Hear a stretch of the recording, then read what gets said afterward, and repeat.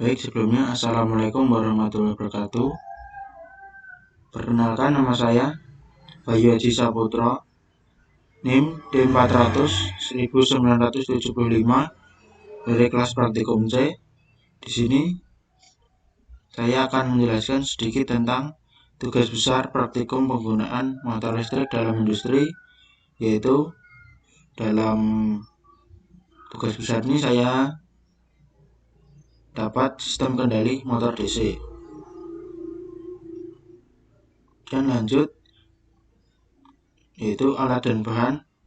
Di sini untuk alatnya saya menggunakan laptop, kemudian software MATLAB Simulink. Lalu komponen yang digunakan pada Simulink terdiri dari PWM Reference Voltage Controller, PWM Voltage, Bridge DC Motor, Current Sensor, PS Simulink Converter, Ideal Rotational Motion Sensor, Solver Configuration Scope, dan Ground. Oke, di sini lanjut pada dasar teori. Untuk dasar teorinya yaitu apa sih motor DC itu? Motor listrik DC atau motor DC adalah suatu perangkat yang mengubah energi listrik menjadi energi kinetik atau gerakan.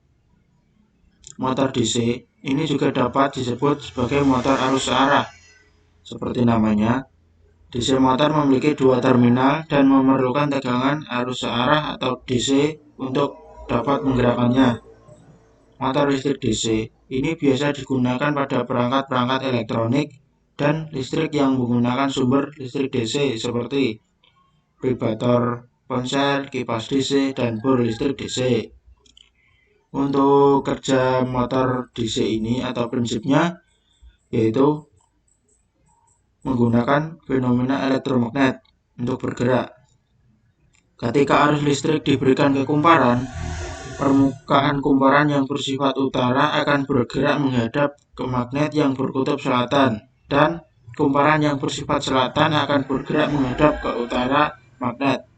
Saat ini, karena kutub utara kumparan bertemu dengan kutub selatan magnet ataupun kutub selatan kumparan bertemu kutub utara magnet, akan terjadi saling tarik-menarik yang menyebabkan pergerakan kumparan berhenti. Untuk menggerakkannya lagi, tepat pada saat kutub kumparan berhadapan dengan kutub magnet, arah arus pada kumparan dibalik. Dengan demikian, kutub utara kumparan akan berubah menjadi kutub selatan dan kutub selatannya akan berubah menjadi kutub utara. Pada saat perubahan kutub tersebut terjadi, kutub selatan kumparan akan berhadap dengan kutub selatan magnet dan kutub utara kumparan akan berhadapan dengan kutub utara magnet. Karena kutubnya sama, maka akan terjadi tolak-menolak sehingga kumparan bergerak memutar hingga utara kumparan berhadapan dengan selatan magnet dan selatan kumparan berhadapan dengan utara magnet. Pada saat ini, arus yang mengalir ke kumparan dibalik lagi dan kumparan akan berputar lagi karena adanya perubahan kutub. Siklus ini akan berulang-ulang hingga arus listrik pada kumparan diputuskan. Oke, lanjut pada sistem Simulink. Baik, selanjutnya.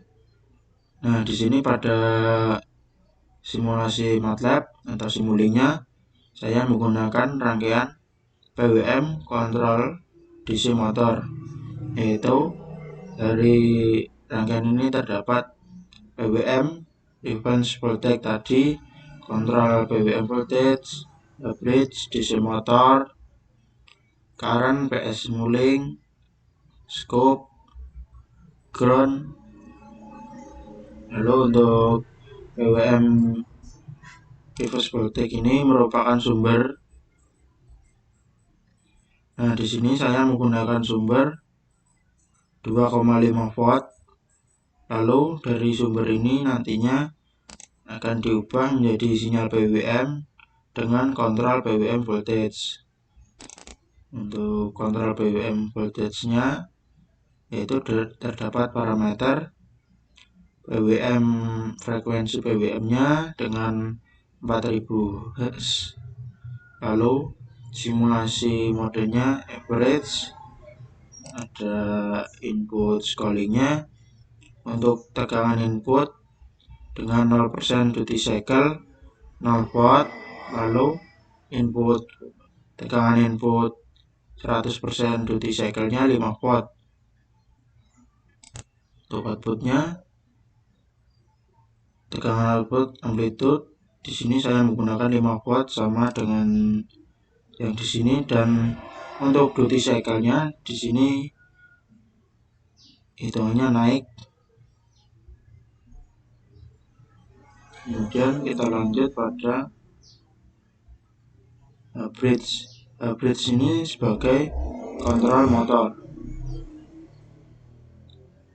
Nah, pada bridge ini terdapat parameter, yaitu dari simulasi mode atau load asumsinya, ada power supply, simulasi mode, regenerative braking, load current karakteristik. Untuk power supply-nya internal, simulasi modenya kita gunakan average, yaitu dimana dalam mode average ini tegangan plot PWM dibagi dengan parameter amplitudo sinyal PWM untuk menentukan waktu on time terhadap periode PWM. Lalu regenerative braking-nya always. Untuk load tegangan smooth. Inputnya untuk tegangan 2,5 seperti yang diinputkan dari sumber. Lalu PWM signal inputnya 5 volt. Kemudian reverse threshold voltage 2,5, braking threshold 2,5. Lalu untuk keluaran tegangannya 12 volt. Total bridge resistansinya 0,1 ohm. Lalu diode resistansi 0,1 ohm. Kemudian lanjut pada ini adalah current sensor, itu sebagai pengukur. Lalu ada PS Limulink sebagai konverter, lalu dilanjutkan dengan scope. Di sini pada scope ini akan menampilkan suatu arus dari kontrol motor DC ini.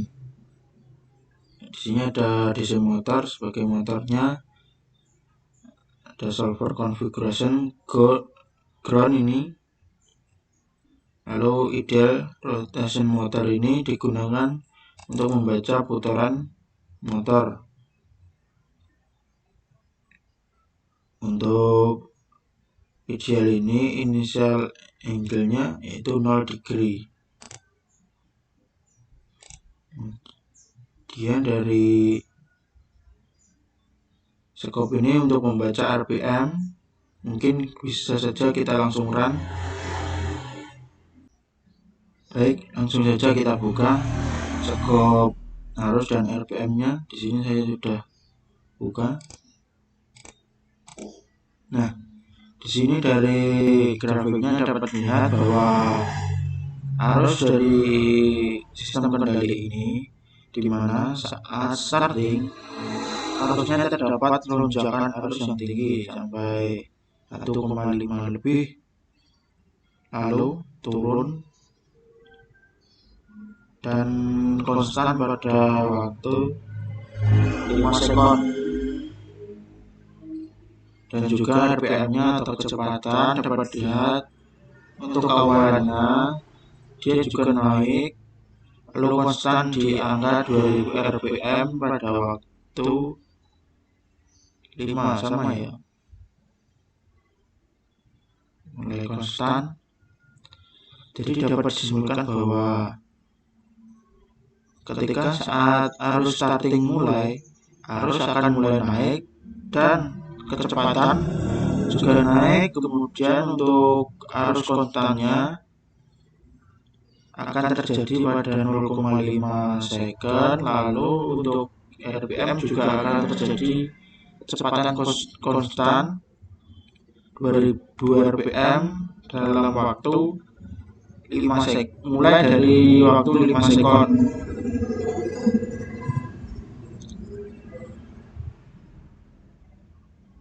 Oke, mungkin itu dari penjelasan Simulink MATLAB-nya. Lanjut pada PowerPoint. Baik, di sini yaitu kita lanjut pada kesimpulan, yaitu pada kesimpulan ini bahwasanya praktikan dapat memahami pengertian DC motor, yang mana dari penjelasan tadi, motor DC merupakan motor dengan sumber arus DC. Lalu praktikan dapat membuat rangkaian kendali motor DC. Nah, di sini tadi saya juga sudah membuat rangkaian kendali motor DC dengan PWM kontrol DC motor. Lalu praktikan mampu menganalisis sistem kerja, kegunaan masing-masing komponen, serta dapat mengetahui karakteristik kendali motor DC tersebut. Dari hasil gelombang tadi dapat kita lihat bahwa motor DC itu akan konstan selang beberapa waktu, karena saat DC motor starting itu terjadi lonjakan arus yang cukup tinggi. Lalu saat arus itu konstan, kecepatan putaran motor juga akan konstan pada waktunya.